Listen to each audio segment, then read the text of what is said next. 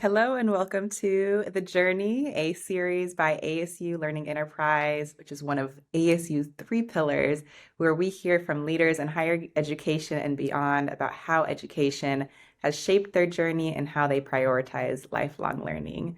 And today I'm joined by Dean Williams, who is the current Dean of Barrett the Honors College. Thanks so much for joining me, Dean Williams. Yeah, thanks for the invitation, Shelby. Absolutely. And a little bit about Dean Williams. She is not only the Dean of Barrett the Honors College, but also a professor in the Department of English. She joined ASU from the University of Alabama College, Honors College, where she was also dean. And then prior to that, she has served as the associate dean at the Oregon State University Honors College, and she has written two books. So we can just dive right in. I want to start with a kind of fun question. What was your favorite subject in school or your favorite college course, and why did it resonate with you? So I liked a lot of courses in school, and like lots of students, I changed my major several times. I was just curious about a lot of different things, and I think that's maybe why I'm still in higher education and specifically in honors education, because honors faculty and students can come from any discipline. And so by being in honors, I get to see some of the amazing things that are happening across the whole university and also some of the incredible collaborations that take place so that people from different fields can come together and devise really great solutions to problems facing the world or come up with really great ideas for answers to important questions. But I did finally settle on English as my major. And so I think those literature classes were my favorites.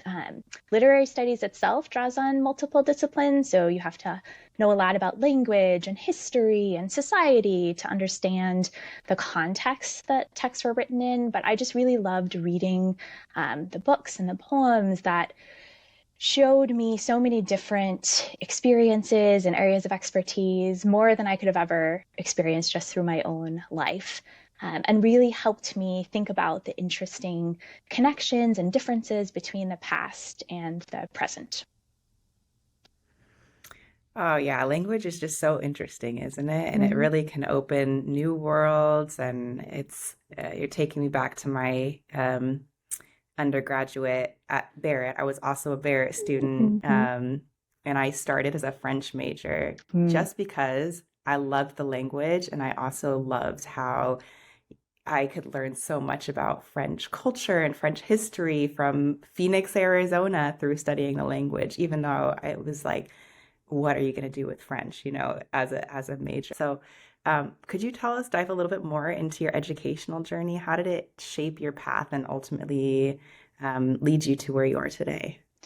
Sure. So when I started my educational journey, I dreamed of lots of different possible careers, but I never thought that I would end up as the dean of an honors college, partly because I had never met a dean and I had no idea what deans did. So I feel really privileged to have the position that I do now leading Barrett. And I'm really grateful for all of the learning opportunities, informal and formal, that I had along the way. I grew up in Florida, so I only applied to the University of Florida when I was thinking about my undergraduate education because of the in-state tuition and because of the scholarships that were available. And then I decided to go to graduate school to pursue a PhD in English. So I moved to New Jersey and enrolled at Rutgers University. That was an adjustment on so many fronts. And intimidating at first. So I can still remember being in the introduction to graduate studies class that everyone in my program took in their first semester and having a more advanced graduate student come in and talk to us. And one of the things that he said was that persistence was more important than brilliance in finishing your graduate degree. And I found that really comforting. So I thought of that a lot as I was continuing to kind of move forward through the program and then finally finishing my doctoral degree. So then I went on to be an English professor, and all of that preparation from graduate school serves me really well.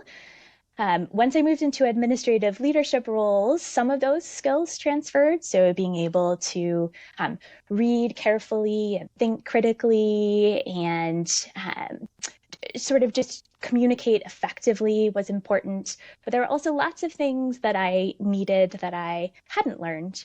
Studying medieval literature doesn't really give you a lot of opportunity to learn about budget projections or strategic planning, best practices for supervisors. So I needed to fill in some of those gaps. And a lot of the resources that exist now for people who are changing careers or want to upskill didn't exist yet. So I was lucky to have some really wonderful mentors, and I learned a tremendous amount from working closely with them. And also just by continuing to read, attend conferences, and pursue whatever professional development opportunities I could find.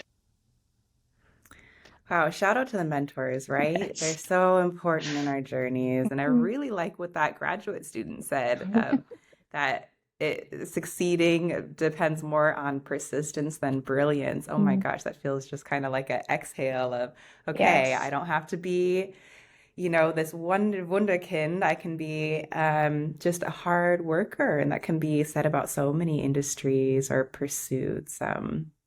And really, I guess, speaks to the power of lifelong learning, which is really what ASU Learning Enterprise is all about, and is really at the core of our work. If we had a room full of 10 people, 50 people, 100 people, and we asked them all, what does lifelong learning mean to you, we would get different responses and different ways of how they apply it to their own lives. So Yeah. I'm curious, for you as a dean, as somebody who has had all this amazing education, what does lifelong learning mean to you? Well, since you're asking about lifelong learning, I'm going to go back to the beginning. And I grew up in a family that really valued education. Both my parents were the first in their families to earn their college degrees. And I remember as a kid attending the graduation ceremonies for my mom's bachelor's degree and for one of my dad's master's degrees. So they really set a wonderful example for me. And they also really valued the practice. So whenever I had questions about the world, they would encourage me to investigate. And usually that meant going to the library because this was the pre-internet days. But I try to maintain that same kind of curiosity and openness in my work now, to take advantage of all the opportunities I have to learn from our students and our staff and our faculty and from other leaders and partners who are committed to impactful undergraduate experiences. In Barrett, as you know, we really ask students to be willing to explore new ideas and to be open to various perspectives and to be willing to try something new, even if it means they might not succeed right away. And so it feels really important, both as the leader of the college and for my own growth, that I be open to those same possibilities. If part of my job is to help people develop as lifelong learners, then it's important for me to be one too. Absolutely. Setting a great example. And truly, what better place to be a lifelong learner than in a university where Mm. people are just really learning and growing all around you. And you had a very quotable moment just now. You said that you are encouraging your students to explore new ideas, consider various perspectives, and try something new, even if you don't succeed right away. I think that's so important and such a great takeaway. Mm. Okay, one last question for you. It's an advice question for anybody who's watching who is just maybe at any age and wants to really leverage education to enhance their life and their opportunity for their own lives. What advice would you offer them? I mean, my first piece of advice would be to absolutely go for it, but also to take advantage of every available resource out there. It's not always an easy path. I know I'm always talking with our Barrett students on campus and online who are balancing their work with their school or balancing their family commitments with school or facing personal or financial challenges. Um, but I've chosen the career I have because I truly believe in the transformative power of education and because I'm grateful for all of the people who have helped me along the way. And I really want to pay that forward for other students. So there are so many programs and people out there that are dedicated to supporting students in being successful, and learners can find the pathway that is the right one for them, and they can find the team of people that are going to support them on every step of that journey.